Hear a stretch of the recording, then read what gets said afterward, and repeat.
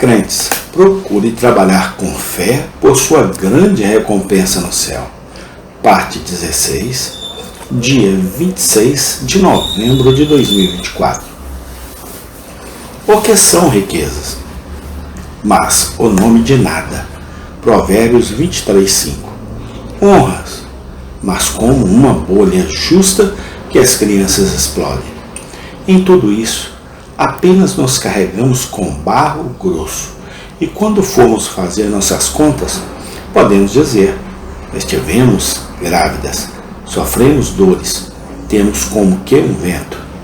E respondemos à pergunta de Salomão com vergonha e rubor: que proveito tem aquele que trabalhou para o vento?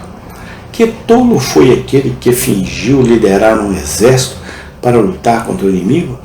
E tudo o que ele fez foi fazê-los recolher conchas à beira-mar. Que tolo era aquele que se ocupava pegando moscas, enquanto deveria ter se preocupado com os assuntos do império. A ociosidade laboriosa e a leviandade solene são muito impróprias para um cristão. 2. Sua profissão e seus votos exigem que você trabalhe para entrar.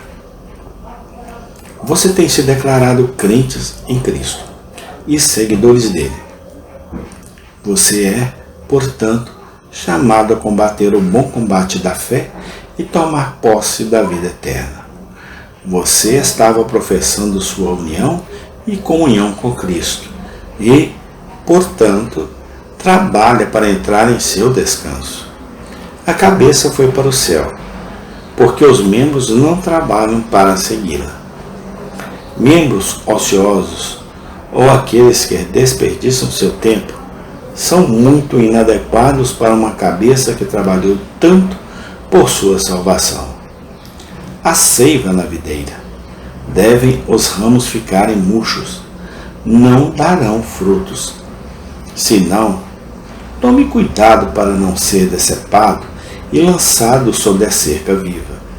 Mostre sua fé por suas obras, sua união com Cristo por seu trabalho espiritual. Você estava professando sua relação próxima e especial com Ele. Vocês são filhos de Cristo. Então, lembre-se de trabalhar, pois Ele não cria ociosos. Os pagãos expuseram aquelas crianças que julgaram não serem úteis para a comunidade. Cristo, da esposa, deve trabalhar para estar com o marido. Caso contrário, ela dá um sinal astuto de um coração prostituto. Seus servos devem trabalhar e seus soldados devem lutar pelo reino do alto. Você, professor, está virando as costas para o mundo e suas luxúrias? O que você deve fazer então, se não trabalhar para entrar nesse descanso? E como você foi chamado para ir embora com ele? Você olhará novamente para os potes de carne do Egito? Saiba quanto custou molhar a esposa de Ló? Você voltou o seu rosto para Canaã e não se esforçará para entrar lá? Você estava em um banquete espiritual. Você tem suas refeições adequadas para seu trabalho. Então, para cima, e está fazendo. A Páscoa foi comida pelos israelitas com os lombos cingidos e os cajados nas mãos, prontos para seguir em frente. Assim deve ser conosco. Ele alimenta seu povo, não para o abate, mas para o trabalho. Há um estandarte na casa de banquetes de Cristo, para que os convidados conheçam o trabalho que deve fazer. Você estava recebendo uma aliança completa, selada, influências da graça, força contra a corrupção, tudo confirmado para você. E apenas uma zombaria se você não trabalhar, e assim melhorá-los. Por que você foi buscar força, se não pretende usá-la? Que necessidade tens de influência, se te importa de não ir na força delas? Vocês estavam se dedicando ao Senhor, levantaste as mãos ao Senhor e não podes voltar atrás. Se o fizer, Deus o abominará. O diabo lhe encontrará mais trabalho do que antes, e você será uma reprovação para a religião e nunca mais pecará a um preço tão barato quanto antes. 3. Seu tempo é curto. Em pouco tempo, todos nós estaremos em um estado inalterável. Pelo curso da natureza, alguns estão à beira da sepultura, muitos em seu estado de declínio. Para todos nós, nosso tempo é incerto, pois sepulturas de todos os tamanhos estão no cemitério. Uma geração passa, outra vem em seu lugar. Há espaço suficiente na terra, apesar do grande número que chegou a ela antes de nós. Cada criança que nasce vem até nós como um aviso, dizendo-nos para providenciarmos nossa hospedagem em outro lugar. A morte não será vangloriada nem subornada. Nossa vida é um vapor, nossos dias uma sombra, um palmo logo passado, sim, um mero nada.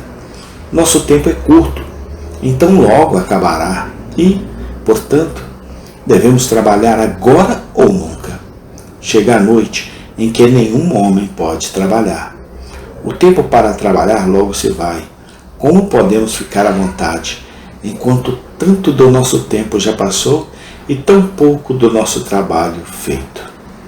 No entanto, não há muito sobre os quais as sombras da tarde começam a se estender, e ainda assim não sabem onde vão se hospedar eternamente.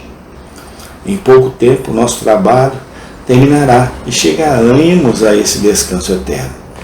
Se o trabalho for árduo, ainda não é longo. Aquele que está cansado de sua jornada recuperará seu ânimo.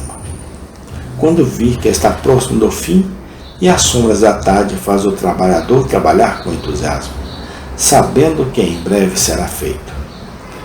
O apóstolo nos diz que nossas aflições são curtas. Nosso choro é apenas por um momento, pois ainda um pouco, e o riso dos tolos, que é apenas como o crepitar de espinhos debaixo de uma panela, desaparece em chamas. E as tristezas e trabalhos do povo do Senhor terão fim. Os vigias serão chamados dos postos. Os soldados deporão suas espadas e colocarão suas coroas. E os trabalhadores se despedirão eternamente de seus penosos trabalhos e desfrutarão de sua recompensa. Acrescento que, de alguma forma, menos dores servirão na religião para salvá-lo do que os homens aceitam o pecado para amaldiçoá-los. Para considerar, a religião contrata nosso trabalho, leva-o a uma coisa. Salmo 27:4, Lucas 10:41-42. Os pecadores têm o diabo, o mundo e a carne para agradar. O trabalho da religião também é uma peça. Pecado não é assim. Todas as graças do Espírito andam juntas em doce harmonia, mas nossas concupiscências são totalmente contrárias umas às outras. E como eles guerreiam contra a graça, eles guerreiam entre si, de modo que o pecador é arrastado por uma luxúria de uma maneira, por outra de outra. E quão desconfortável é trabalhar para diferentes mestres. Isto é que os pecadores fazem, e somente a religião pode facilitar aqui. Amém. Tem continuação. Deus seja louvado.